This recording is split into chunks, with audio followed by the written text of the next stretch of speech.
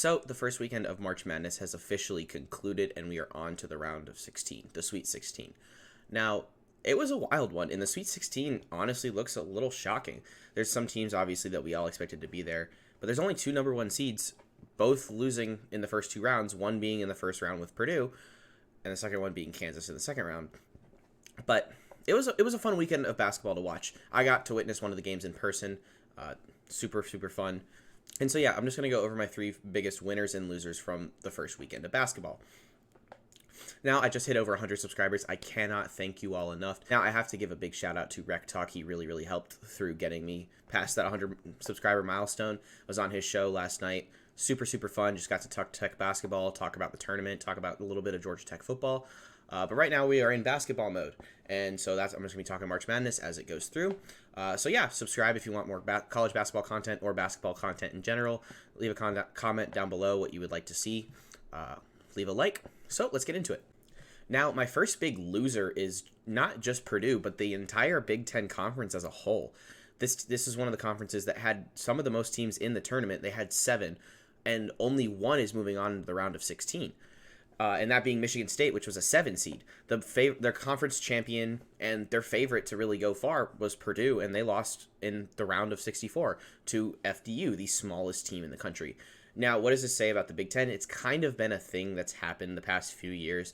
The Big Ten itself has been super competitive, but they haven't really produced anything come March. The only team that truly has done anything, the two teams I'd say, are Michigan and Michigan State. And you can't put a whole region or a whole conference for that into two schools from the same state. It's kind of been really disappointing from the Big Ten's perspective off this conference that has so much hype and so much talent that comes out of it that nobody really truly has success come March. But to pivot, one of my big winners is Tom Izzo. This team has faced a lot of adversity.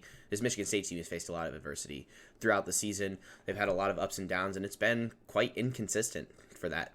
But Izzo lives up to his name of Mr. March, and he proves that he can win with this team, and he beat a number 2 seed Marquette. Say what you want about Shaka Smart in March, at least, with him losing 8 of the last 9 tournament games he has coached. He is a phenomenal coach, and that's always a hard game. The refs were bad both ways. I wouldn't even say it was one-sided. They were bad both ways in that game. But Izzo comes out. He's got 16 wins as the lower seed going into a matchup in March, and I can't really think of many other coaches that have done that. Now, going on to another loser, it's going to be 1 seeds, besides Alabama, obviously. Now, I know Houston advanced, but both games were not pretty whatsoever.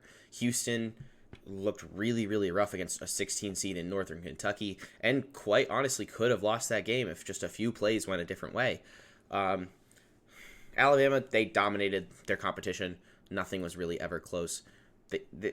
They're just a dominant team, and they're going to be tough to deal with in the Sweet 16 and Elite 8 matchups this weekend. Going on to that, Kansas losing to a good Arkansas team. I will give it that, and they were without Bill Self, but it showed just also the inconsistency that Kansas has had all season.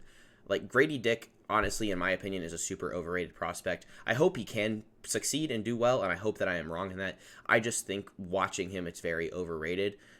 He's just a 6'8" guy who can shoot and make plays, but he's super inconsistent sometimes with that shot, and it just doesn't translate.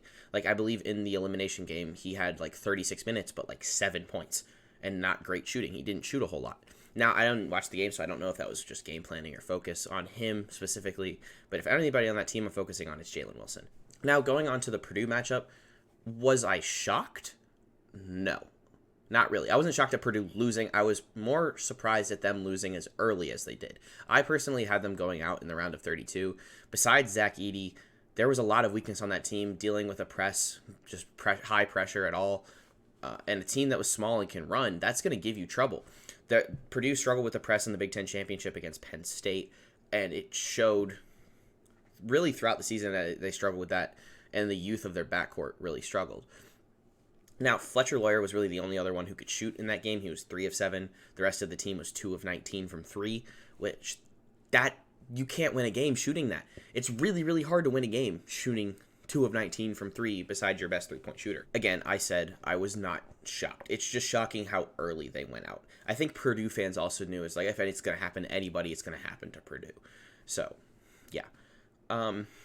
Another winner going into that I have is FDU, a super small program, and everybody was even questioning if they should have been in the tournament. They got in on a sheer technicality, with it being that they didn't win their conference, but the team that did win their conference was ineligible for the NCAA tournament due to the transitional period, which still is a stupid rule in my opinion. If you make that transition and can make the jump and make the tournament that quickly, you deserve it. But besides the point, FDU wins their first 4 game.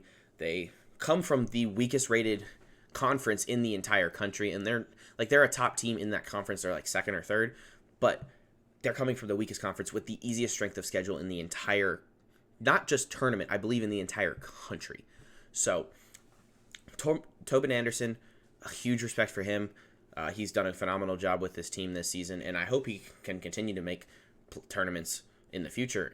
That team was super fun to watch, no matter how short they were. They just played with so much energy and so much heart, and he coached with so much energy and so much heart that it was so fun to watch. Now, one of my biggest losers, my last loser on this list, is going to be Coach Calipari.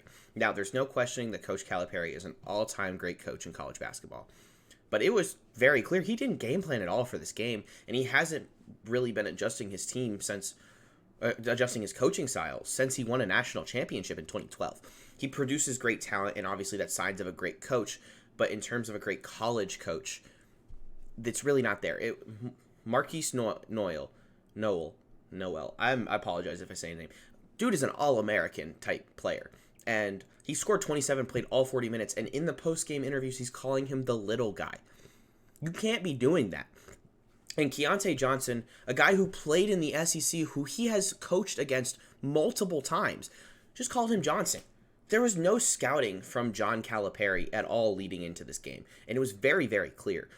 Now, and I've seen Kentucky fans that are super frustrated with his coaching, even though he is a great coach. The SEC, though, is not just Kentucky's going to run through it anymore. The SEC has teams like Alabama. Vanderbilt with Jerry Stackhouse is building something there. Auburn is always a team that makes some noise. Texas A&M is building something. South Carolina is getting recruits like G.G. Jackson, and they're showing that they can do something. They had a first-year head coach. Tennessee, obviously, is a top program. Missouri built something this year, and they're building something going forward. And with Texas and Oklahoma coming in, Texas is a great basketball program as well. They have been recently, and obviously their interim coach just showed why he deserves the actual job, having 26 wins this season. 27, I believe, actually, after this tournament game. So the SEC is only going to get harder, and Calipari's inability to adjust to the times rather than not just adjusting the game, adjusting how he coaches a game and how the game has evolved. He's one of my biggest losers for March Madness this year. And my last winner is going to be someone that I was super critical of, and I'm super critical of the conference in general, but especially this team, UConn. Adam Sanogo just went crazy in these 2 tournament games and showed why UConn is a team to beat. The Big East was super weak this year. Like, obviously, though, Xavier moved on, but the top teams from the conference, Marquette, didn't move on. Providence was on the 5, and they were really on the edge anyway. They didn't make it. But UConn, Xavier, what's the other team? There's another Big East team. Creighton. UConn, Xavier, and Creighton, 3 that were middle of between 1 and 5, the 5 teams that made it, they all advanced to the Sweet 16. The Big East is dominating the Sweet 16 and showing why they are a powerhouse of a conference, even though some of the top guys just run into difficult issues. Now, Providence did just lose their coach to Georgetown. That's a whole different story. But Adam Sanogo is displaying himself as one of the best centers in the country. Now, overall, March Madness, if I have to give this a rating out of any of the past, I'll say 10 March Madness, this is a 9.5 out of 10 in terms of craziness. The Sweet 16 just looks so wild. You have Miami, 7 seed Michigan State, 15 seed Princeton. I didn't even go over Princeton. I didn't even have them on my list. But Princeton is playing such good basketball, and they're just making smart passes. They're just being smart as what they're known to do. But Princeton's making this run like we are seeing St. Peter's. Now, Arizona was an overrated team, and I'll give them that. But they played better than Arizona. Missouri was a good team, and they ran through Missouri. Princeton is going to be tough. This is the 3rd straight year of a 15 seed making the Sweet 16. Think about that. And then you also have 9 seed FAU. The Sweet 16 is just wild this year. College basketball, even throughout the season, I've said has been so much fun to watch, and I've super enjoyed it. But March Madness is showing why college basketball is one of the best sports in the country, just to watch in general. And March Madness is such a fun time of year. And if it's this exciting every single year, you bring in so much more viewership. I just hope that this doesn't get boring this weekend and going into the Final Four and such. Now, that's going to be it for this video. Let me know your thoughts on some of the teams and some of the certain situations down below. Comment who you have winning the national championship. We'll see what people have. Have a little debates down in the comments below. Like the video so we can push it out to more people. Again, thank you so much for 100 subscribers. Now we push for 200. We just keep trying to grow. So yeah, that's about it. See ya.